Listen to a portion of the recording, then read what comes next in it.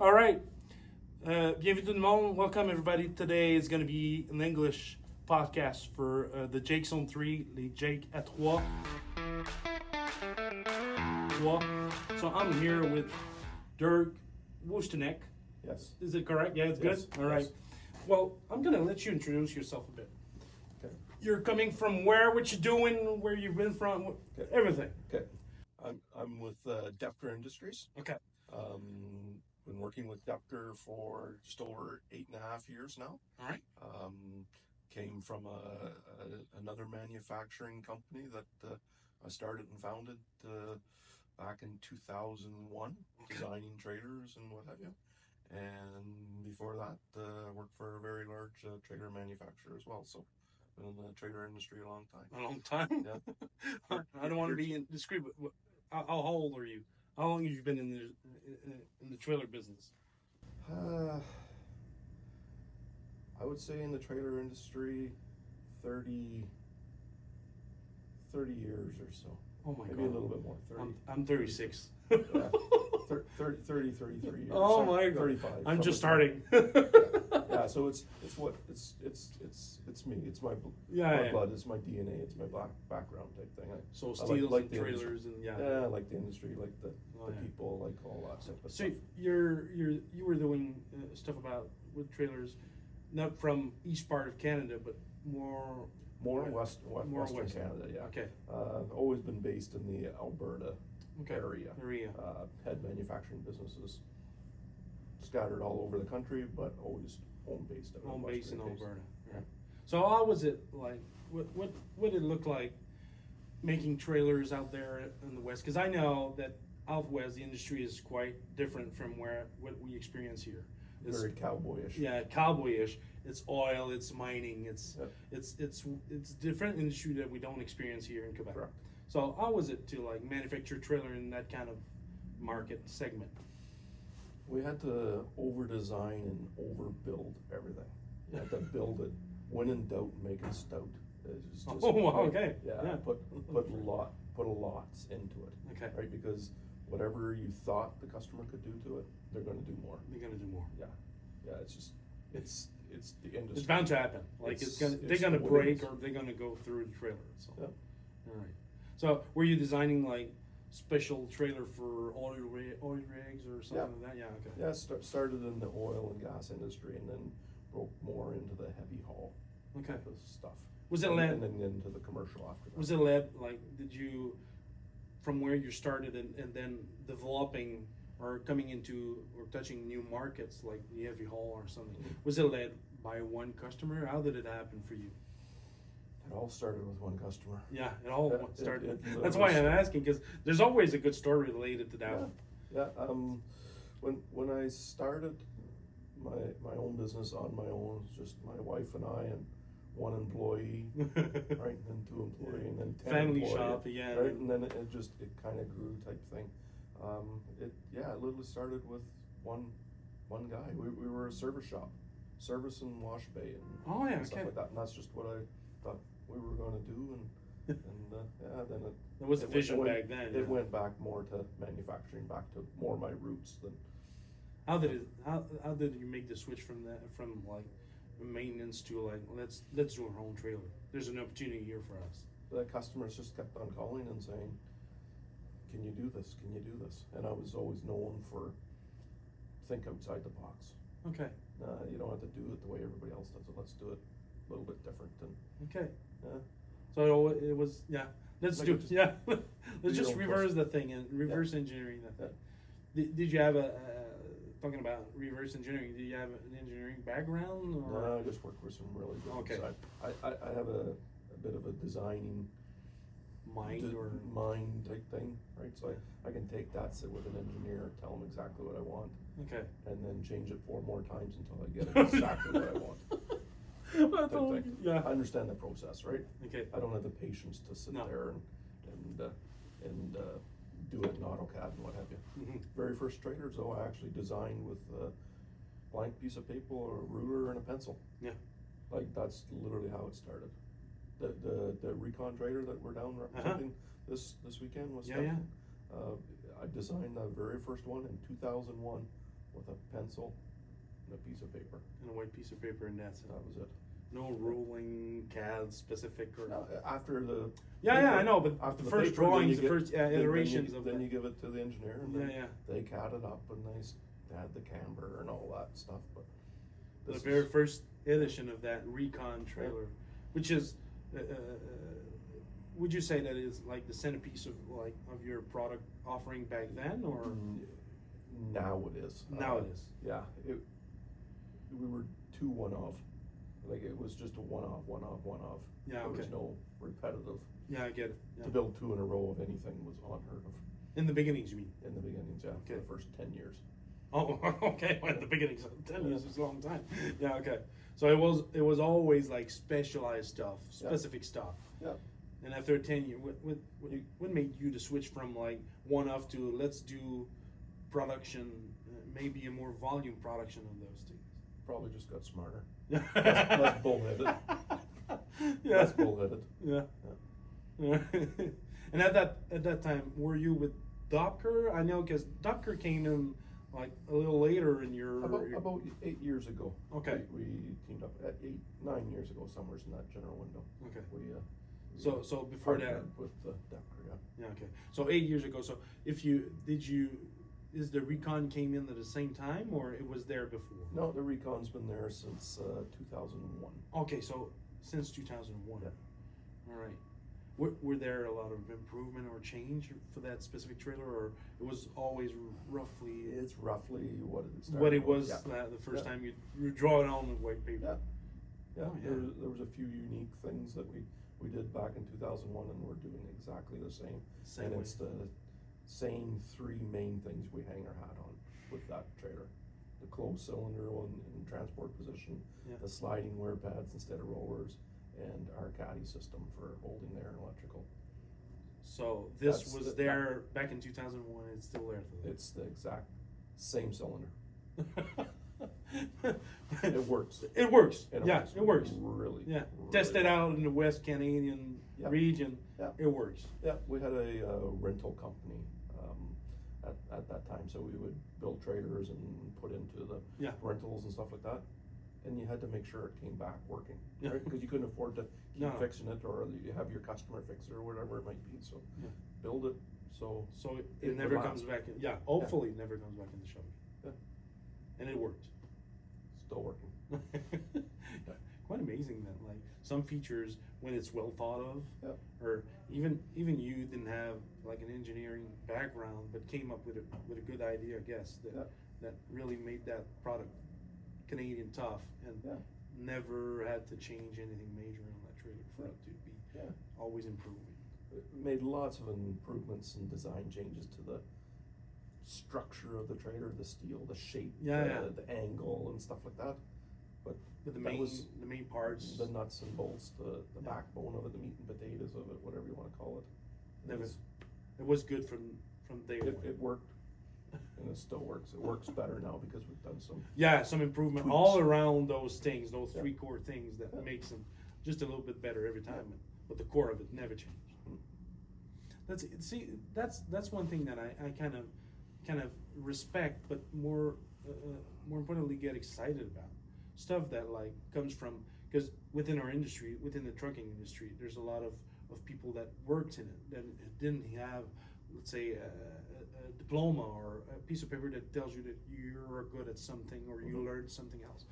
A lot of people within our industry came from our industry with just bold ideas and like new way of doing stuff and reverse engineering stuff and thinking like, I can do this thing a little bit better, and that would improve so many things. Yeah. And I think that I get excited with product like that, knowing that you, Dirk, are behind that idea, and that initially the 3 core things you're talking about never changed from day one of conception till today in 2025. So it's roughly 24 years of the core things that never change, because it was well thought of from somebody like you that just saw the problem and just decided to reverse engineering and come up with a better solution. Yeah. And I wholly respect that. Yeah. I think that our industry is known for that, for people coming in from the inside and changing things over. Yeah. The the real start of the sliding axle tilt deck, or the Recon, as we've branded it now. It started with the first customer coming and saying, I need to get a sliding axle tilt deck, and I said, okay, what's that? Right? Because I was a custom shop guy, right? So, well, you know, that slides ahead, tilts, and shows me one in this parking lot. Oh, okay, sure, no problem. We can build that. We can build that, yeah. Right? And I said, what do you like about it? What do you want different, type thing? And let me see if we can do it, right? Well, the customer had one of the largest towing companies in Western Canada.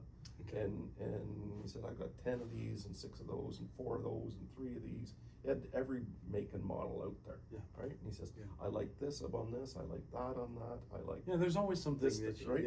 Right? So, okay, you like that shape, you like that design, has to go like this, has to tilt like that. Okay, got that, right? Making my notes, making my sketches and stuff like that. What do you hate? He says, well, the air and electrical caddy system where the airlines slide back and forth. I hate that because it's on a chain link and it binds up, it freezes up, it breaks, and then I gotta pull the decking out of the trailer. And we were at his shop when he was showing me that, and he said, I'm fixing one right now. So we go in a shop and I look at it and I said, okay, well, there's a solution to that. Because we built other types of trailers. I said, why don't we take the caddy system from this model of trailer and make it work into this one, right? And it's wide open, and I, explained to him what it is. And he said, that'll work. Yeah, that'll work. I'll stand behind it. I'm willing to put my name and stamp on it, and money where my mouth is. Right? So that was the one obstacle, and then we were talking about the roller system, right? And that the slide, and he said, always changing these rollers out, and it costs so much money to do it, and so much time and stuff like that. I said, well, again, from a different type of concept, different type of trailer, we try this, right? And it's a full-length UHMW wear pad. And I said, your pounds per square inch are going to be less. Your wearability, it doesn't wear out in this type of trailer, so why would it wear out on this one? This one, right? It doesn't. The material doesn't know the difference. Like no, exactly. This or that. There's no motion in that. Black or white, it's the same thing. Right? Okay, we'll try that. And then he was just adamant about the cylinder, and he says it's always getting pitted with rocks and stuff like that running down the road because the cylinder is wide open with the rod extended when you're in transport position. I said, why don't we just put it in backwards? And I was I'm looking in the shop. Can we just put it in backwards? Right? I said, because then it would be closed, right? And he looked at me and said, when going down the road, you mean? Yeah, going down the road, if I put it in backwards, then the cylinder would be closed, and then push the cylinder out, and that pushes the suspension when forward. You're parading, but not on the road, And it was like I invented sliced bread, though. It was like, what are you talking about? Oh my God, everybody does it like this. And I said, so? I don't. I hadn't done it yet. Right, and we proved it some and what have you. And that was the biggest thing. On going back to the caddy system, when we were talking, the other type of trailer and what have you, we were in the shop and I was thinking about this trailer thing, and I was standing with my eyes, looking at the ceiling, trying to think, what am I going to do next? And I see his crane going back and forth in this shop, right? And I just see the lines looping up and down, and I'm thinking, well, that's what we do in this trailer. The same thing. I said, why don't we put it in your trailer? Done. Right? Just by keeping your thinking. Keeping your mind open. Right? Let's try this. Let's try that. Let's just try it. Right? And he says, oh, those are all really great ideas. He says, after you build and sell the first one, come and tell me about it, then I'll buy one from you. So he wouldn't even buy anything from me. Right? So I did. I just built it and sold it to somebody else. Worked really well. Came back to the guy and said, hey. He's probably been our longest standing customer for that sliding axle tilt deck. Really? The shop is actually delivering him another one today. Physically today. He's at the shop picking one up today. Wow. So 24, 25 years later, he still buys the same product. He's been in part because he's been part of his development, but he knows exactly what's in it. He gets exactly what he wants every single time, and it works. And then really, back to what I was saying, like, to be thinking outside the box in an open-minded kind of attitude, really, I think especially more especially today than it was back then, but to keep people close to product development, customer close to product development, involving them and just thinking about, like you said, the thing that you like, right? But the thing that you don't like about the other products that you want them to be improved on, the one you want to buy, the trailer, your dream trailer that would be perfect for your operation. Yeah. I think that like this approach, it needs to be emphasized more and more, especially in product development and bringing new product to the market. Oh yeah. I see that with, I had Danielle from thru the other day in podcast doing in studio doing a podcast with me, and they, after all those years, thru still has the same approach, involving customer at the very beginning of like the product development and asking them not only what they would like that to do, but what do you need? Not what do you need, but what you don't have that you would like to have. And that, I think that it's the most crucial part of like product development. You need to get customer in, but asking, like you said, what you don't like about the other products that you want it to be improved. Yeah. They know their industry better than. Oh, better than we all do. Yeah. How do I know what? No, tow exactly. truck driver does. I've never been a tow truck driver in my life. From your office, and never yeah. knew I want to be. No, exactly. Right? That's what they do. I'll do what I do. They do what they do. Exactly. Right? Or construction. You know. Yeah. It's, You don't know. Go visit them. Go talk. Go listen. Yeah. Involve them very early in everything. You Close your mouth. Open your ears. Yeah. Right? Yeah, you're right. Open your eyes. Right.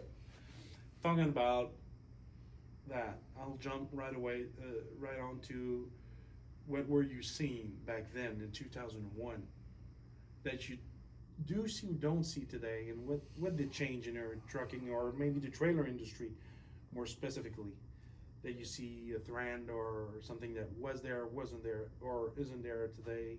It's getting a lot more refined, and the industry we're now focused on not putting as much steel in if we don't need to.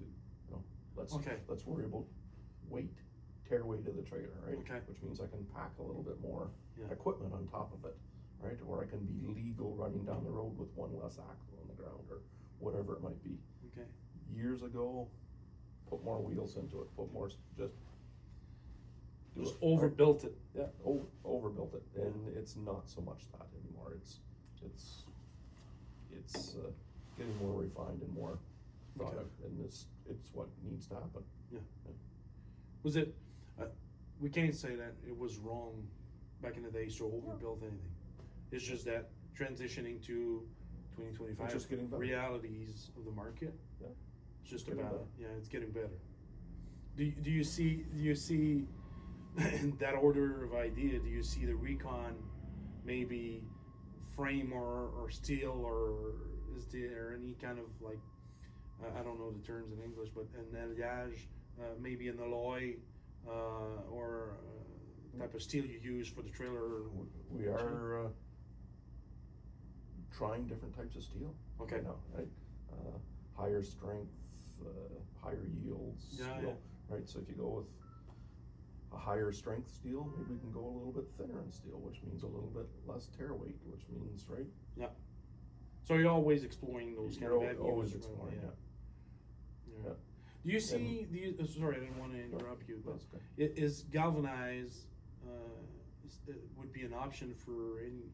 Is that because I heard so many things around galvanized trailer. Okay, it's not that easy to repair as comparing to steel or aluminum. Yeah.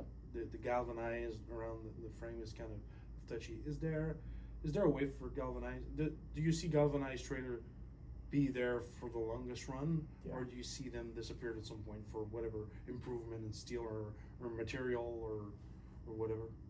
Right now, I see them on a very big uptick. Oh yeah, okay. Yeah, we're able to offer a 10-year finish warranty on this. Because they of don't the rust. galvanized, they don't rust. Yeah. But if you do not have a good trailer design and they're cracking, it'll be very hard to fix. So you better have that stuff figured out before you try and tackle All right. the galvanization side, Because if you have a trailer that you're chasing cracking every year when you do your safety inspection, you're just gonna fight it all the time. It's just gonna be a fight. Okay. Right, so get your engineering process down, get your design down. I don't think you'll see new people jump into it. No. Not until they get some experience. Experience or good engineering behind anything galvanized. Yeah. So is it maybe it's my lack of knowledge, but does it add any weight to the trailer? What's the real benefits? Minimal. The benefit is rust. Rust. Yeah. Okay. The stuff we're putting on the roads now, the calcium or the brine and stuff like that, it eats the steel. It eats the wiring. It eats just your trailer. You know, will last you 3, 4, 5, 6 years type thing, and then it's thrown in the garbage, right? Yeah. Spend a lot of money. Exactly. So let's put something on there where we can guarantee the finish for 10 years. That's just the finish, right? Yeah. So It's not the structure. how much more is it going to go after that? Yeah. Right. Yeah. 10 years out of a flatbed or a drop deck, it's like quite amazing. Yeah. Yeah. If you can get 2, 3 times a life, 4 times a life, why not? Yeah. Cost a couple extra bucks. Not really when you really look at it. Well, yeah, when you're looking at the total lifespan of it, it's not a complicated decision to make. Yeah. All right. Yeah, and we have the galvanize on our Recon trailer. We have it on many other of our commercial lines or flat decks. Okay. So even on the Recon, it's available. You can get it galvanized. Yes. Okay. Yeah. We sold one. I heard of within our dealership group. We sold one. We called it Fardier, but how was it? The one you loaded heavy equipment on it and you detach it. What's the gooseneck? Removable gooseneck trailer. Yeah. Okay. This part of the world, low bed. Yeah. Everybody calls it low bed. Yeah, low bed. All right, that's what heavy haul trailer. Yeah, exactly. Yeah. I know you're into that, and I saw the customer that I just happened to be in my Quebec location that specific day, and the customer that they sold the trailer to, low bed, he passed by the concession to just buy a couple of diff jugs and hit by the road. But they were talking about how stiff the trailer is and how like it didn't bend. Yeah. In terms of all the drivers, I don't really. Yeah, you're welcome. Yeah. But then I always kept that in my mind, and I always thought that as soon as I had the opportunity to cross path with you on some whatever occasion, I just wanted to ask you about what's in your low bed. What's in your low bed that makes it so special? The guy said that he tried as much as he wanted. He put a real heavy stuff on it, and it didn't bend the other way around. It was straight as it can be. It was really tough. Quality of steel. Yeah. This is steel. There's lots of trailer manufacturers out there where they won't necessarily use a QT 100 or 100 strengths 100 steel or strengths 130 type thing. It's right. They'll use some 80 yield web and just because it's less money, right? So now all of a sudden they can sell their trailer at less money, right? Get it. But what do you get? You're getting something that's just not going to last. It's not the same. Yeah, it's a removable gooseneck trailer. It's got 3 axles. It's so long, so wide, right? So the customer sees that. Yeah, it's working. It's 10,000 less, 20,000 less, or whatever, but it's not the same. It's buying the entry level Toyota Corolla and then comparing it to the Cadillac. Yeah, I get it. They both got 4 tires and a steering wheel, and both get your family from A to B, store, go home and stuff like that. It's not the same. Yeah, just not the same. It was real crazy. The driver itself was really impressed. Yeah, kept saying that, like, I put a 995, I think it's a Volvo or Komatsu, a 995, whatever kind of bucket heavy piece of machinery, and said it's real heavy, and that thing was straight as it can be. Never saw it bend. Yeah. Otherwise, it's all in the design and the product that you put into that design. Yeah. That's truly what it is, right? And the difference in the design is when we're designing these trailers, the camber, the arc that we build in the trailer. So if you look at a trailer from a side profile, you see the main deck is when it's empty, because when there's a little heart, like that, right? And in this, a difference of if that's a 2-inch I'm just gonna 2-inch camber, right? And the other guys only put it at 1.5 inches. That is a huge difference. 1/2 inch, who cares, right? Who cares? Yeah. Big difference. Big difference. Yeah. And it's a little inch, right? And it also, how much steel did I have to put in it to hold up, right? Because when we look at it, when we load that thing up, we want it to come down to as straight as it can be. About flat. Yeah. Maybe even a little bit positive camber. Yeah. Maybe you still have a 1/2 inch camber on it. Yeah. Right? Never want to see it go negative. The other way. Because once it goes negative camber, then it wants to belly out all the time. Right? Like it's broken. But it's fine. Yeah. It's like take a ruler. You see that in low bed stuff when they put really heavy stuff on it. You see it like kind of bouncing up and down. The other thing is the rear frame, the suspension rear frame. You look at it from a side profile, and it's the back end of the trailer is always squatted out, empty, and the front end is kicked up in the air. Yeah. But when you're loaded out, it's running flat. Yeah. Right. And right. As soon as you start introducing more axles at the back, a 10-on-4 or a stator booster or something like that, it's leverage, which makes a difference to the main deck to that 2-inch camber. Right. So you just. It's all about material, and you can't. Material and good engineering practices, right? And engineering practices, anybody that just wants to have an engineer and have them sit in an office and design stuff and design stuff and design stuff. Yeah, I see what you do. Not my philosophy, right? Get out, go for a ride, go visit that truck driver, see what he's doing, and stuff like that. When they started their business, 25 years ago type thing. My designer would ride around with me in the pickup truck. We would go around. I would send him on a rig move. So when you're saying for the oil and gas, go jump with this truck driver and spend a whole day with him. 16 hours. Butts in seat. Butt in the seat and watch what he does. How many times does he have to get out the truck to move a lever and stuff like that? Yeah. Maybe we can put that lever in a different spot. It's going to be more helpful for the driver. Right? Maybe we can put it on a remote control so the driver doesn't have to get in and out of the truck. Right? Because he's out there working a 16-hour day. He's tired. He's tired. Dark out. It's whatever. It's cold. Yeah. Right? What can we do to make his life easier? Right? So that's how I believe your engineering team makes the difference out there. They need to get out there every day. Maybe not. But you need to experience it. You need to know. When you're talking with this customer hauling the excavator, the bulldozer, whatever it is type thing. What is that, right? Find out what that is. Oh, it's got a track length of 18 feet and it's so many pounds per square inch. Know that stuff. No. You just need to know that. Yeah. You need to How experience you load it. You put it at the front of the trailer, the back of the trailer, the middle of the trailer. Yeah. You need to experience it. Yeah. That's one thing, the butts and seat. I think one